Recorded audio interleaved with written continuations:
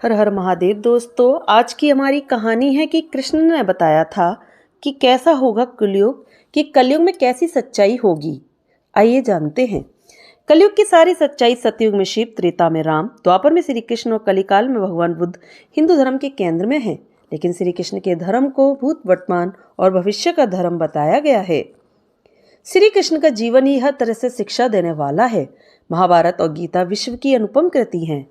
महाभारत हिंदुओं का ही नहीं, समस्त मानव जाति का ग्रंथ है। इससे प्रत्येक मानव को एक अच्छी शिक्षा और मार्ग मिल सकता है। हर मनुष्य को इसे पढ़ना चाहिए। महाभारत में जीवन से जुड़ा ऐसा कोई सा भी विषय नहीं है जिसका वर्णन ना किया गया हो और जिसमें जीवन का कोई समाधान नहीं होगा।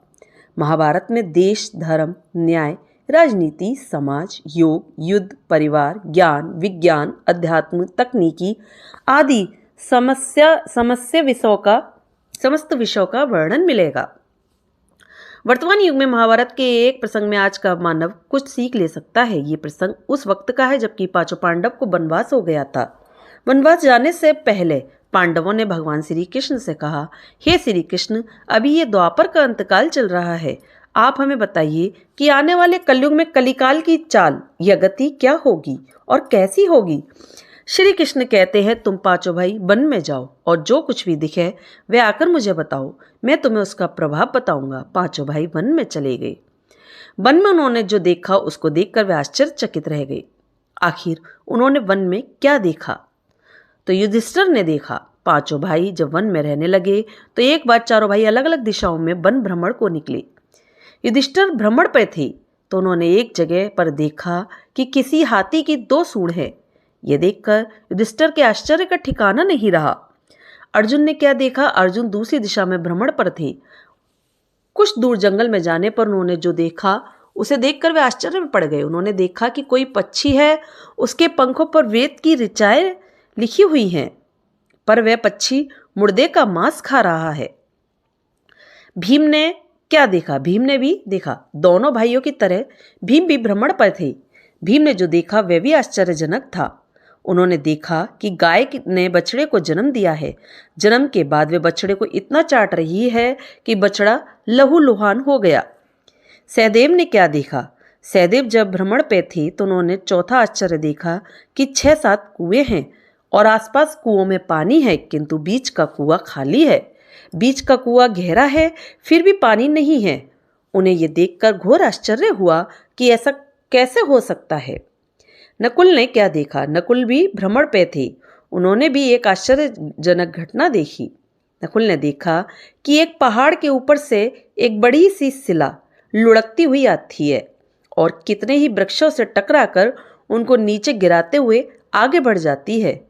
विशालकाय बहुत बड़े वृक्षों से भी वो नहीं रुकती। इसके अलावा वह शिला कितनी ही अन्य शिलाओं के साथ टकराई, पर फिर भी वह रुकी नहीं। अंत में एक अत्यंत छोटे पौधे का स्पर्श होते ही वह स्थिर हो गई। पांचों भाइयों ने अपने देखे गए दृश्य की चर्चा की और शाम को श्री कृष्ण को अपने अनुभव सुनाए। सबसे पहले युधिष्ठिर ने कहा कि मैंने तो पहली बार 2 सूंड वाला हाथी देखा। यह मेरे लिए बहुत ही आश्चर्यजनक था। तब श्री कृष्ण कहते हैं, हे धर्मराज, अब तुम कलिकाल की सुनो। कलयुग में ऐसे लोगों का राज्य होगा जो दोनों ओर से शोषण करेंगे, बोलेंगे कुछ और करेंगे कुछ, मन में कुछ और कर्म में कुछ। ऐसे ही लोगों का राज्य होगा। इससे तुम पहले राज्य कर लो। युधिष्ठिर के बाद अर्जुन ने कहा कि मैंने जो देखा वह तो इससे भी कहीं ज्यादा आश्चर्यजनक था।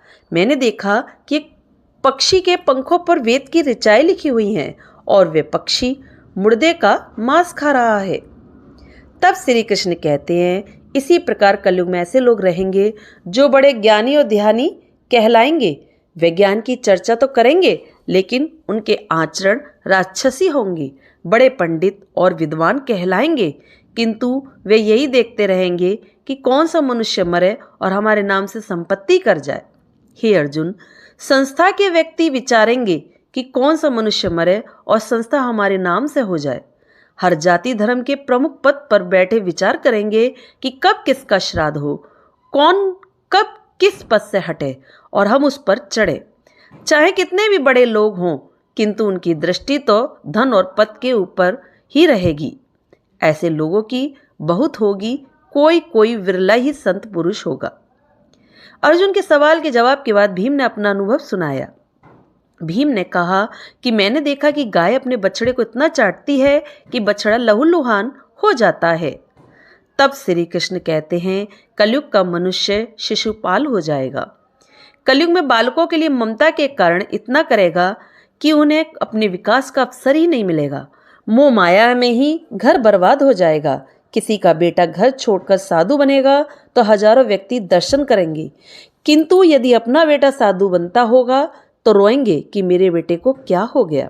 इतनी सारी ममता होगी कि उसे मोह माया और परिवार में ही बांध कर रखेंगे और उसका जीवन वहीं खत्म हो जाएगा। अंत में बेचारा अनाथ होकर मरेगा। वास्तव में लड़के तुम्हारे नहीं हैं, वे तो बहुओं की अमानत है। लड़कियां जमाइयों की अमानत है और तुम्हारा ये शरीर मृत्यु की अमानत है और तुम्हारी आत्मा परमात्मा की अमानत है।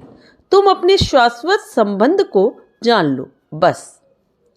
भीम के बाद सहदेव ने पूछा, हे श्री कृष्ण, मैंने जो देखा उसका क्या मतलब है? मैंने ये देखा कि 5-7 भरे कुएं के बीच का कुआं एकदम खाली था, उसमें जरा भी पानी नहीं था, जबकि ऐसा कैसा संभव हो सकता है? तब श्री कृष्ण कहते हैं, कलयुग में धनाढ्य लोग लड़के लड़की के विवाह में, मकान के उत्सव में, छोटे बड़े उत्सवों में तो लाखों रुपए खर्च कर देंगे, परंतु पड़ोस में यदि कोई भूखा प्यासा होगा तो ये नहीं देखेंगे कि उसका पेट भरा है या नहीं। अपना सगा ही उनके भूख से मर जाएगा और वे देखते रहेंगे। दूसरी ओर मौज, मदिरा, मांस, बच्छड़, सुंदरता और विशन में पैसे उड़ा देंगे, किंतु किसी के 2 आंसू पोंछने में उनकी रुचि नहीं होगी। कहने का मतलब ये है कि कलयुग में अन्न के भंडार होंगे, लेकिन लोग भूख से मरेंगे। सामने महलों बंगलों में ऐशो आराम चल रहे होंगे, लेकिन पास की झोपड़ी में आदमी भूख से मर जाएगा। एक ही जगह पर असमानता अपने चरम पर होगी।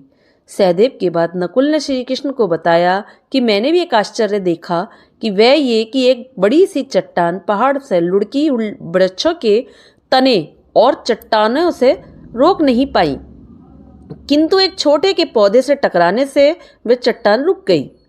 तब श्री कृष्ण ने कहा, कलयुग में मानव का मन नीचे गिरेगा, उसका जीवन पतित होगा। यह पतित जीवन धन की शिलाओं से नहीं रुकेगा, न ही सत्ता के वृक्षों से रुकेगा, किंतु हरि नाम के एक छोटे से पौधे से, हरि कीर्तन के एक छोटे से पौधे से मनुष्य जीवन का पतन होना रुक जाएगा। श्रीमन नारायण नारायण हरि हरि। सच में दोस्तों, भगवान का नाम लेने से जो भी हमारे मन की गंदगी है वह सारी साफ हो जाएगी और हमारा जीवन कृतार्थ बन जाएगा।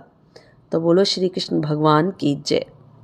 तो दोस्तों, आपको मेरी ये प्यारी सी कहानी कैसी लगी? अच्छी लगी हो तो लाइक करें, सब्सक्राइब करें, ज़्यादा से ज़्यादा शेयर करें। कहानी देखने के लिए, सुनने के लिए आपका बहुत बहुत धन्यवाद और अपना कीमती समय मेरी कहानी को देने के लिए भी आपका बहुत बहुत धन्यवाद।